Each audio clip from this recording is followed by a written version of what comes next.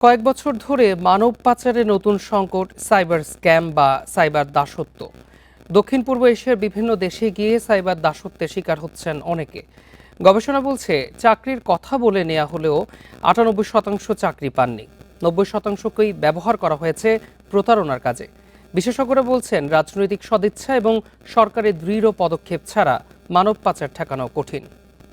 এই বিষয়ে আলোচনা করতে রাজধানীর উত্তরা থেকে আমাদের সঙ্গে যোগ দিচ্ছেন অভিবাসন বিশেষজ্ঞ আল আমিন নয়ন। জনাব আল আমিন নয়ন, আপনাকে স্বাগত আমার ইন্ডিপেন্ডেন্ট সংবাদে এবং আমাদের এই আলোচনায়। আমরা শুরুতে জানতে চাই যে সরকারি সংস্থার ছাড়পত্র নিয়ে বিদেশে যাওয়ার পরও কিভাবে প্রতারণার শিকার হন শ্রমিকরা, এবং আরও জানাবেন যে এক্ষেত্রে বিএমইটির দায় কতটা বলে আপনি মনে করেন।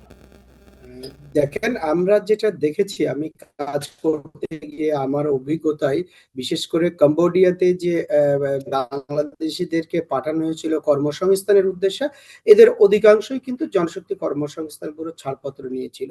এবং আপনারা জানেন যে কম্বোডিয়াতে কিন্তু আমাদের বাংলাদেশ দূতাবাস বা কোনো কনসুলেট অফিস নাই।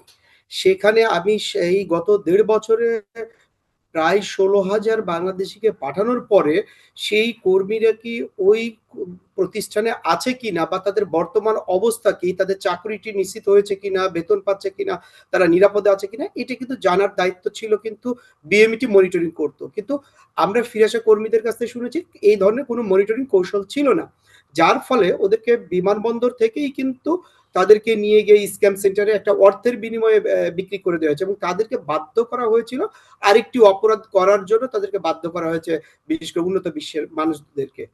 আমি আরেকটা জিনিস আপনার মাধ্যমে জানাতে চাই যে দেখেন, এই সমস্ত এই কম্বোডিয়ায় যে ঘটনাটা ঘটলো, যাতে আর অন্য কোনো দেশে পুনরাবৃত্তি না ঘটে, এইটা কি, এই প্রক্রিয়া কি আমাদের আছে কিনা যদি বলি যে দেখেন, গত 1.5 বছরে 28টা দেশ, যে দেশে আমার বাংলাদেশ দূতাবাস নাই, কনসুলেট নাই, এইরকম দেশে 56,000-এর বেশি বাংলাদেশিকে কিন্তু জনশক্তি কর্মসংস্থান ব্যুরো পাঠিয়েছে। এমনকি কঙ্গোতে গেছে, আফ্রিকার দেশগুলোতে যাচ্ছে। তো আমরা যদি কম্বোডিয়ার ইস্যুটা দেখি, যে কম্বোডিয়া যেহেতু গিয়ে তারা বিএমইটি করে গিয়ে প্রতারিত হলো, বা তারা কাজ পালো না, তাদেরকে স্ক্যাম সেন্টারে বিক্রি করা হলো, মানব পাচারের পরিস্থিতি শিকার, তাহলে আমার অন্য দেশে কি আছে, কি অবস্থায় আছে বাংলাদেশিরা? এটার কি পরিসংখ্যান আমার রাষ্ট্রের কাছে আছে, আমার মন্ত্রণালয়ের কাছে আছে, আমার বিএমটির কাছে আছে? এই জায়গাগুলো দেখতে হবে যে এই 56,000 মানুষ না, 56,000 পরিবার, 56,000 স্বপ্ন জড়িয়ে আছে এখানে।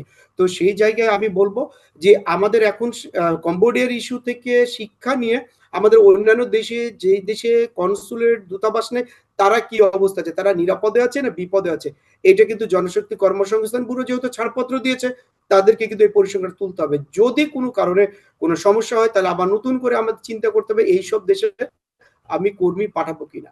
কিন্তু আমি যেটা মনে করি, দেখেন, যে দেশ হচ্ছে, যে রাষ্ট্র হচ্ছে আমাদের জনগণকে সংখ্যা দিয়ে বিবেচনা করে, কত লাখ মানুষকে বিদেশ পাঠাবে।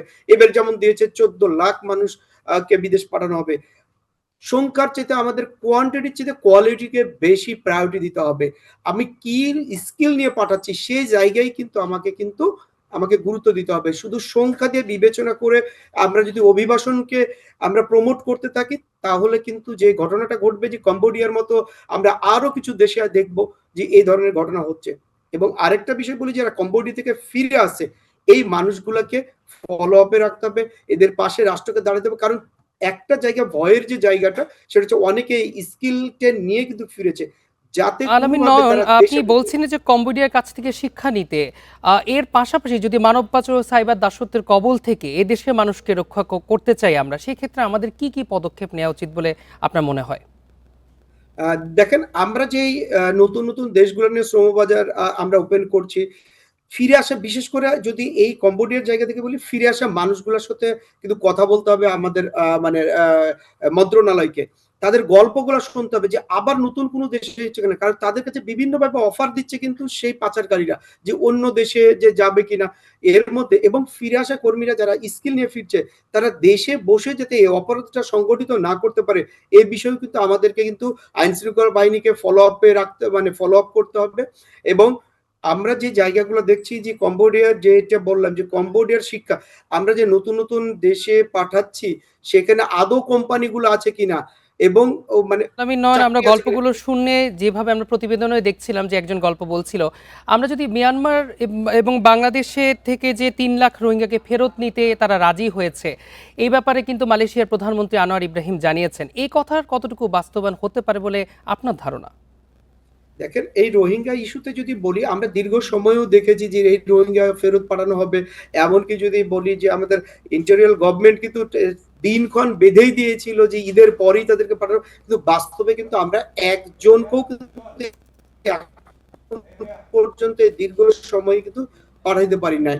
এখন হ্যাঁ, আমি আশাবাদী যে যেহেতু আনোয়ার ইব্রাহিম বলেছে, মালয়েশিয়ার প্রধানমন্ত্রী বলেছে হয়তোবা কোনো তাদের সাথে কোনো একটা মানে অ্যাডভোকেসি হচ্ছে, লিয়াজু হচ্ছে বলেই হয়তোবা সে বলেছে।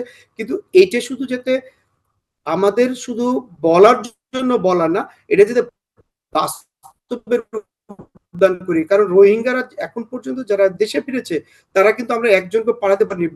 পরক্ষণে আমরা দেখছি যে আরো কিছু রোহিঙ্গা বিভিন্নভাবে কিন্তু ঢোকার চেষ্টা করছে এবং সবচেয়ে যেটাই হচ্ছে যে এদেরকে যদি আমরা এই টাইমের মধ্যে বা আমরা যদি ওদেরকে আপনি জানবেন যে অনেক রোহিঙ্গাকে কিন্তু বিদেশ থেকে কিন্তু বাংলাদেশে পাঠানো হচ্ছে বাংলাদেশি পাসপোর্ট দিয়ে। তারা ক্যাম্পে ফিরছে না তারা আমাদের এই কমিউনিটির মধ্যে ছড়িয়ে যাচ্ছে। এইটাও জি, কিন্তু আমাদের জনাব কিন্তু আলামিন নয়ন, আমরাও আশাবাদী যে এটি বাস্তবায়ন হবে হয়তো। আপনাকে অসংখ্য ধন্যবাদ আমাদের সাথে এই আলোচনায় যুক্ত হওয়ার জন্য।